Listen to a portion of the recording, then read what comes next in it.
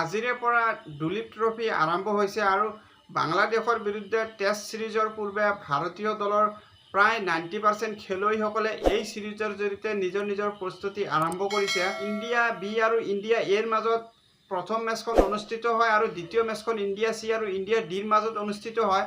আৰু প্ৰথম দিন যদি দেখা যায় মুছিৰ খান আৰু অক্ষৰ পেটেলৰ নামত দুয়োখন মেচৰ স্ক'ৰ চাব গ'লে ইণ্ডিয়া বি দলে 7টা উইকেট হেৰুৱাই 202 ৰান সংগ্ৰহ কৰিছে আৰু ইণ্ডিয়া বি দলে এটা সময়ত কেৱল মাত্ৰ 94 ৰানৰ ভিতৰতে 7টাকৈ উইকেট হেৰুৱাইছিল আৰু তেতিয়া এনে লাগিছিল হয়তো ইণ্ডিয়া বি দলে 100 ৰানতকৈ কম স্ক'ৰতেও অল আউট হৈ যাব পাৰে। কিন্তু তেনে সময়তে এফালৰ পৰা থিয় হৈ মাৰাথন ইনিংছ খেলিছিল মুছিৰ খান আৰু দিনৰ শেষলৈকে 105 ৰানত অপৰাজিত হৈ থাকে মুছিৰ খানে আৰু মুছিৰ খানে দুলীপ ট্ৰফিটো শতক অৰ্জন কৰি নিজৰ যি পাৰিদৰ্শিতা পুনৰ এবাৰ দেখুৱাই দিলে আৰু আণ্ডাৰ-19 ক্ৰিকেটকে ধৰি ৰঞ্জী ট্ৰফিটো মুছিৰ খানে ডাঙৰ ইনিংছ খেলিছিলে আৰু পুনৰ এবাৰ দুলীপ ট্ৰফিৰ জৰিয়তে মুছিৰ খানে নিজৰ দাবিদাৰী জনালে ভাৰতীয় ক্ৰিকেটত। মুছিৰ খানে এফালৰ পৰা থিয় হৈ আছিল যদিও আনফালৰ পৰা বাকী বেটাৰসকলে ব্যৰ্থ আছিলে আৰু ক্ৰেডিট দিব লাগিব মুছিৰ খানৰ যি ধৰণে ইনিংছ বিল্ড কৰিছিলে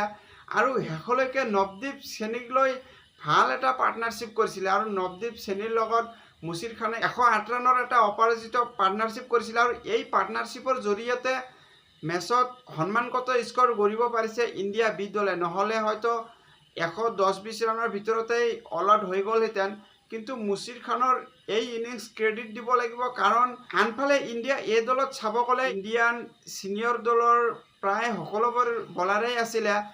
সেই বলাৰসকল চাব গ'লে খলিল আহমেদ আছিলে, আকাশদ্বীপ আছিলে, আভেশ খান আছিলে আৰু কুলদীপ যাদৱ আৰু শিৱম ডুবো আছিলে আৰু তেনে নামী দামী বলাৰৰ আগত মুছিৰ খানে যি ধৰণে নিজৰ ইনিংছ আগুৱাই লৈ গৈছিল সেয়া নিশ্চয়কৈ ক্ৰেডিট দিব লাগিব। কেৱল মাত্ৰ ইনিংছ ছেট কৰাই নহয়, দিনৰ শেষলৈকে মেচ ডিপলৈকে লৈ যোৱাৰ পিছত অপৰাজিত হৈ মুছিৰ খানে উভতি আহে আৰু আনফালে চাব গ'লে মেচখনত ব্যৰ্থ হয় ঋষভ পান্ত আৰু সৰফৰাজ খান। ঋষভ পান্তে 7 ৰানৰ স্ক'ৰত আউট হৈছিল। সৰফৰাজ খানো নিজৰ ইনিংছ ডাঙৰ কৰিব নোৱাৰিলে আৰু 9 ৰানৰ স্ক'ৰতে আউট হৈছিল। মেচখনত যশস্বী জয়সৱালৰ আগতো এটা সুযোগ আছিল ডাঙৰ স্ক'ৰ কৰাৰ, কিন্তু 30 ৰান কৰি ছেট হোৱাৰ পিছতো আউট হৈছিলে জয়সৱালে। আনফালে যদি ইণ্ডিয়া ডি আৰু ইণ্ডিয়া চিৰ মাজৰ মেচখন দেখা যায় তেনেহ'লে ইণ্ডিয়া ডি দলে প্ৰথম ইনিংছত কেৱল মাত্ৰ 164 ৰানতে অল আউট হৈ গৈছিলে আৰু তাৰ বিপৰীতে ইণ্ডিয়া চি দলে বেটিং আৰম্ভ কৰি দিনৰ শেষলৈকে 91 ৰান সংগ্ৰহ কৰিছে 4 উইকেটৰ বিনিময়ত। আৰু ইণ্ডিয়া ডিৰ বেটিং লাইনআপৰ কথা ক'ব গ'লে মেচখনত অক্ষৰ পেটেলে এক ডমিনেটিং ইনিংছ খেলিছিলে আৰু অক্ষৰ পেটেলে যেতিয়া ক্ৰিজত আহিছিলে কেৱল মাত্ৰ 34 ৰানৰ ভিতৰতে 5টাকৈ উইকেট হেৰুৱাইছিল ইণ্ডিয়া ডি দলে আৰু তেতিয়া এনে লাগিছিল যেন 100 ৰান সংগ্ৰহ কৰাটো ইণ্ডিয়া ডি দলৰ কাৰণে অসম্ভৱ যেন হ'ব। কিন্তু অক্ষৰ পেটেলৰ যেন মন্তব্য বেলেগ আছিলে আৰু অক্ষৰ পেটেলৰ যি বেটিঙৰ এবিলিটি পুনৰ এবাৰ প্ৰমাণ কৰি দেখুৱালে অক্ষৰ পেটেলে আৰু এফালৰ পৰা ডমিনেটিং ইনিংছ খেলিছিলে অক্ষৰ পেটেলে আৰু দুৰ্ভাগ্যবশতঃ শতকৰ পৰা বঞ্চিত হৈছিলে অক্ষৰ পেটেলে। কিন্তু আউট হোৱাৰ পূৰ্বে দলৰ কাৰণে যি কৰিবলগীয়া আছিলে সেয়া কৰি গৈছিলে অক্ষৰ পেটেলে আৰু 86 ৰানৰ যি এটা ইনিংছ খেলিছিলে এই ইনিংছ ক্ৰেডিট দিব লাগিব অক্ষৰ পেটেলক যে শতকীয় ইনিংছতকৈও ডাঙৰ আছিলে, কাৰণ যি ধৰণে এফালৰ পৰা অক্ষৰ পেটেলে ডমিনেটিংভাৱে ইনিংছ বিল্ড কৰিছিলে সেয়া প্ৰশংসনীয় আৰু অক্ষৰ পেটেলৰ এই ইনিংছৰ মূলতেই ইণ্ডিয়া ডি দলে সন্মানগত পৰ্যায়লৈ আহিব পাৰিছে, নহ'লে হয়তো 100তকৈ কম ৰানৰ ভিতৰতে অল আউট হোৱাৰ লজ্জাৰ সন্মুখীন হ'লহেঁতেন ইণ্ডিয়া ডি দলে। আৰু অক্ষৰ পেটেলৰ এই ইনিংছৰ মূলতেই অৱশেষত ইণ্ডিয়া ডি দলে 164 ৰান সংগ্ৰহ কৰিব পাৰিছিলে আৰু অক্ষৰ পেটেলে কেৱল মাত্ৰ বেটেৰেই নহয় বল হাতেৰেও উজলি উঠিছিলে আৰু যেতিয়া ইণ্ডিয়া চি দলে বেট লৈ ফিল্ডত নামিছিলে তেতিয়া অক্ষৰ পেটেলৰ বল হাতেৰে নিজৰ যি কলা আৰু সেই কলাৰ পুনৰ এবাৰ প্ৰমাণ দেখুৱাই দিলে অক্ষৰ পেটেলে আৰু কেৱল মাত্ৰ 16 ৰান ব্যয় কৰি 2টা গুৰুত্বপূৰ্ণ উইকেট লৈ প্ৰথমতে ব্ৰেক থ্ৰু দিছিলে ইণ্ডিয়া চি দলক, যাৰ কাৰণে ইণ্ডিয়া চি দলেও অতি কম সময়ৰ ভিতৰতে 4টাকৈ উইকেট হেৰুৱাই মেচৰ যি মোমেণ্টাম সেই মেচৰ মোমেণ্টাম অক্ষৰ পেটেলে ইণ্ডিয়া ডি দলৰ হাতলৈ লৈ গৈছিলে। ইণ্ডিয়া ডি দলৰ হৈ কোনো এজন বেটাৰেই অক্ষৰ পেটেলক সহযোগ আগবঢ়াব পৰা নাছিলে।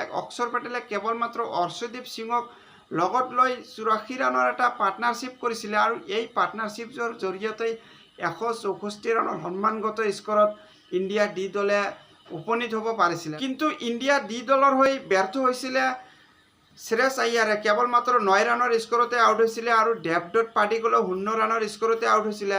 তাৰোপৰি শিখৰ ভাৰতেও এই মেচখনত 13 ৰানৰ স্ক'ৰতে আউট হৈছিলে। আৰু যদি এই টুৰ্ণামেণ্টৰ খেলুৱৈসকলক চাব গ'লে শ্ৰেয়স আয়াৰ, দেৱদত্ত পাডিক্কল, কেএছ ভাৰত বা আন এখন মেচত খেলিছিলে ঋষভ পান্ত, সৰফৰাজ খান, এই খেলুৱৈসকলৰ আগতেই নিৰ্বাচক মণ্ডলীৰ হয়তো নজৰ আছিলে, কিন্তু এই খেলুৱৈসকলে ব্যৰ্থ হয়। তাৰোপৰি ইণ্ডিয়া চি দলতো ৰজত পাটিদাৰ আছিলে। ৰজত পাটিদাৰে কেৱল মাত্ৰ 13 ৰানৰ স্ক'ৰতে আউট হৈছিলে। সাই সুদৰ্শনৰ ওপৰতো দৃষ্টি আছিলে, কিন্তু সাই সুদৰ্শনেও নিৰাশা কৰে আৰু 7 ৰানৰ স্ক'ৰতে আউট হৈছিলে।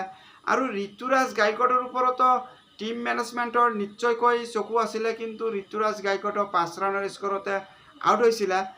আৰু ইণ্ডিয়া চি দলৰ হৈ কেৱল মাত্ৰ অভিষেক পৰেলে ইনিংছ আগুৱাই লৈ যাব ধৰিছিলে আৰু 32 ৰানত অপৰাজিত হৈ আছে। তাৰ বাহিৰে এই মেচখনত ইণ্ডিয়া চি দলৰ হৈ কোনো এজন বেটাৰে পৰিদৰ্শিতা দেখুৱাব পৰা নাই।